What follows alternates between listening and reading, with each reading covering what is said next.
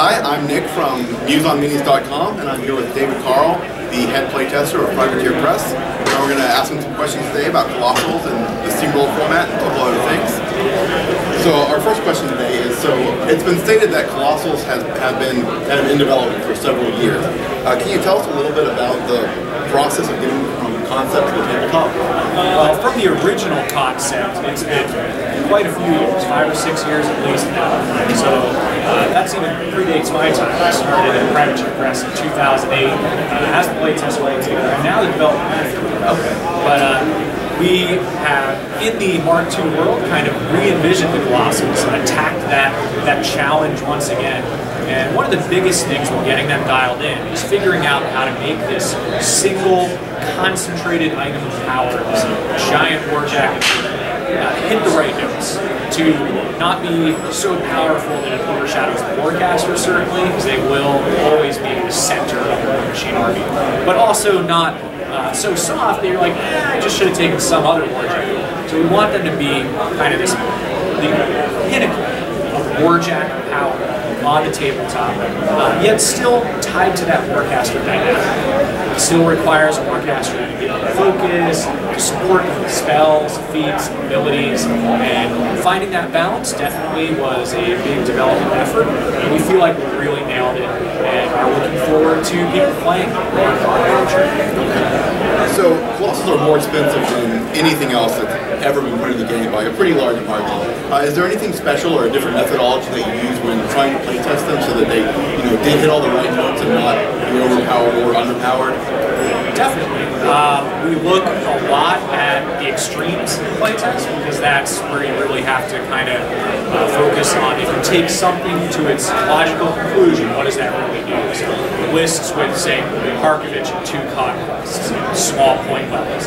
Is it possible to deal with that? Or on the flip side of things, if someone just has tons of infantry, will the guy with the Colossal have means and methods to protect his investment rather than just getting him locked down? Elements like Gorman or Eris 2, things that have the ability to lock down a target, how do they fit in with those? And some of the changes occurred over time. Colossals went through a normal development cycle. You see they have a lot of tweaks that make them a little different from other warjacks, and a lot of that came from that playtest process and figuring out how do they hit those notes without being overpowered, but also with being able to perform at the level that their big 18, 19 price tag says that they should. Okay. So what kind of impact do you expect them to have on the competitive scene? Well, even just from the lock and load weekend, I'm pretty happy with what I've seen so far. We've seen a number of Privateer staffers playing with their shiny new Colossals, but also we've got one hardcore, we've got a couple of other casual events in Iron Arena, so people are already throwing down with the Colossals and starting to figure out that puzzle of how do I deal with them, how do I protect my investment, both sides of really just making the most out of these new models, or figuring out some chink in your armor. I do believe we will see Colossals in the competitive. I also think that we'll see armies that are built around being able to deal with Colossals and still not have one of their own. As with the Battle Legends, the goal is to have something that is a compelling, interesting choice, especially for certain army lists, certain warcasters, but not something that you have to have. Alright, so next question is about the Steamroller 2012 format. So I just want to know how you feel that it's worked out this far. I think it's by far the most complicated Steamroller format that we've ever had. It has lots of interesting things like the interactive objectives and the flank forces. So just kind of what are your feelings on 2012 format, maybe Deathclaw, and are there any changes that are already kind of in the works and planned for 2013? Well, as with every year Steamroller, we're constantly thinking, constantly revising, looking forward. You can expect 2013 to definitely have some changes, but also have some things stay the same. I think that every year Steamroller, we've learned important lessons and made some changes. From the very first year to the second year, adding timers. Till now, adding, as I said, a lot of different elements this year, like interactive objectives and some of these other unique elements that have started up.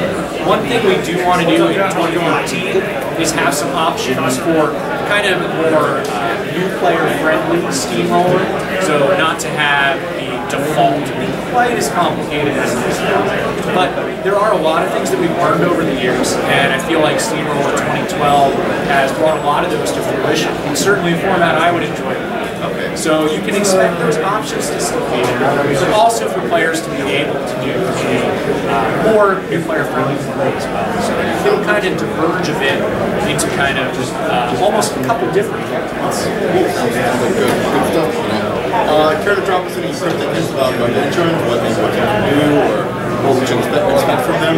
Well, I can drop a lot more hints than I thought I could based on last night's lock and load big reveal, where they showed at least the concept art for all four gargantuans and even the final illustration of that giant mountain they were just throwing across the battlefield. One thing I can say is that all four of them, like the Colossals, have both powerful range options and melee options, and also like Colossals, they can choose to use their range options even if they're engaged. Good. So what's the most ridiculous thing that anybody's ever asked you to put in the game? Well, there's this one guy who just continuously, I mean, it's getting annoying now, is asking me for a Protectorate solo that has defenders and can have warjacks in his own little battle, and they can still be affected by choir and vassal mechanics and flamers. But some people are just crazy like that, even if they are factions. So basically just a journeyman warcaster for Miloff. Yes, but amped up some, and with all the Protectorate support stuff. Now, I don't know if that's really the most ridiculous. I think truly, my honest answer would be the guy who tried to convince me during the Mark II field test that every single jack should cost 1 point because they require resources from a warcaster in order to run. Wow. I think if he had seen the Colossals, he might have not wanted them all to be 1 point. Maybe the Colossals could have been 2. Okay, so is it true that the IKRPG characters will translate to the tabletop? And if so, will the reverse be true? Can you use iconic characters from the War Machine Hordes games and the IKRPG games? That depends on how you define translate.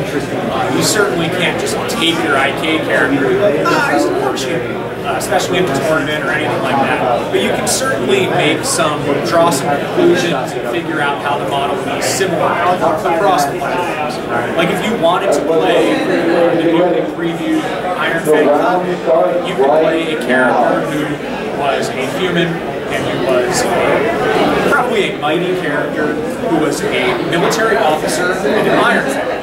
And so putting these different pieces together, you can craft whatever type of character you want, and even stuff that isn't in War Machine.